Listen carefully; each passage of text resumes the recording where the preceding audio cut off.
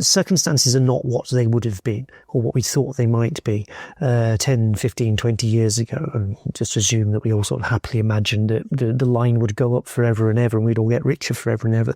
Right, if that's not really what's going to happen, what do we do to make the best out of it, and how can we make this still the chance of people to live rich, fulfilling lives in circumstances that are different to what we might like? I mean, that's actually the problem we face. So yes, you do want to try and present this as it is actually a good thing if you have to work less. It is a good thing if we plant more trees. It is a good thing to have spaces that are available to people that are cool and pleasant to sit in. These are things that can work and be positive. They're necessary, but it's also potentially something we can make actually pleasant as best we can in the circumstances you now face. That is, I have to say, a slightly different register to how often the left has talked about climate change in particular, where it's like, this crisis will destroy everything. No, there are kind of, it's on the range of possibilities that this can happen, but that is actually probably not what we're going to face, right? What we're facing is it's this kind of grind of things not working. It's the endless now, not the cataclysm that you have to worry about. It's stuff just carrying on like this.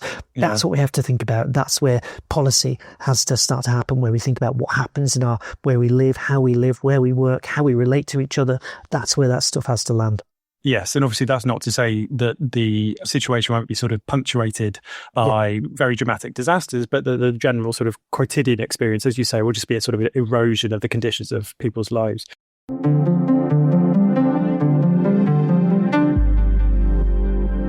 If you'd like to hear the rest of this episode of PTO Extra, then please consider becoming a £5 supporter of the show on Patreon. Go to patreon.com/poletheoryother to sign up.